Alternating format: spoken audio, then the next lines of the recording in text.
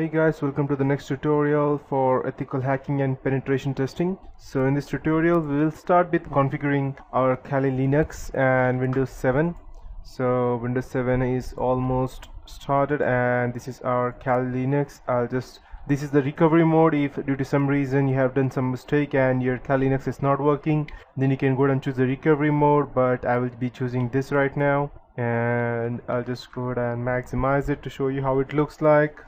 Starting it the first time can be a bit slow, but because you need to configure each and everything, you need to configure the repositories, and after that there are loads and loads of things. You can go ahead and search on the web and check that what are the things required to go ahead and start. What are the things required, the first 20 things that you need to do after installing Kali Linux, and you will get specific things. So you can go ahead and configure these things as per your request. So this is the first time you start, you will get something like this, and the username will always be root unless you have assigned any user. So root means you are the owner of this operating system, and then password would be the password which you have set. Once you have started, it will look something like this. And trust me guys, this is way too different from Windows 7 or even Macintosh. So if you think that just because you know Windows 7 or Macintosh you may know what this is, then you're wrong guys. So I'll just go ahead and configure this. First I'll make the screen a bit bigger, and by the time it starts, let me check if my Windows 7, okay, it is almost completing installation. Perfect. And let me check the display. Okay, I think I can go ahead and use this one. This would be perfect. Okay, great. Perfect. Keep this configuration. Okay, so the first thing that I need to do after installing this would be the installation of VMware. So you can go ahead on the left hand side, right click on Kali Linux and select install VMware tools. If you don't install VMware tools, then you won't be able to go ahead and copy anything from your guest operating system to your computer. So once you have that, you need to go ahead and copy everything, and just in case you need detailed information, you can go ahead, check over here at the web, and you will get it. So I'll just go ahead and select install VMware player, sorry, not VMware player, install let's say VMware tools on Kali Linux. Just in case you need a detailed version, go ahead and select, and by the time it starts, let's see if our Windows 7 is starting. Yes, it is.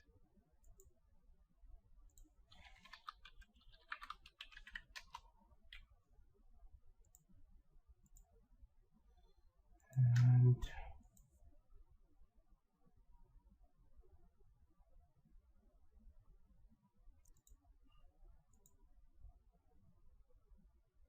okay, it's getting started.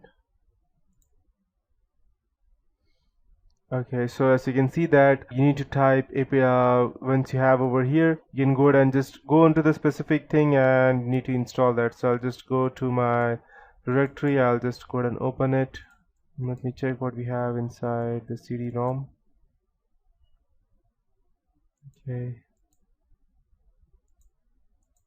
Okay, why is it that I can't see anything? Let me check. Okay, so our Windows 7 has started, so I'll just type test user, it would be the name, and let's say I'll got the same password, and perfect. No, perfect, whatever it is, home network. No, let me check. I'll just go down and try to remount it. Let's see if I get something over here. Okay, Kali Live. No, I'll just eject. Let me check if I still have it over here. Okay, yeah, this is the reason. So I'll just go ahead and I have to remove that. So by the time, I'll just go ahead and install the VMware tools. Okay, perfect, we have it over here. So I'll just go ahead and you need to copy it and paste it in the home directory, and your home directory will be over here. I'll just go ahead and open the sidebar. So we have the home over here. I'll just go ahead and paste it over here. So once you have it, I'll just check by the time. Skip. Okay.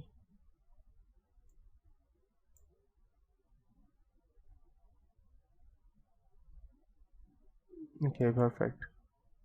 Okay, so yeah, that will happen. Okay, so we will start with configuring this, and once you have copied it, just go ahead, open on your terminal, and I assume that you have no knowledge of. I will be assuming that you don't have any knowledge of using Linux prior to this tutorial. So I'll just go ahead and let you guys know the basic commands that you would be needing would be cd, that would be to change directory.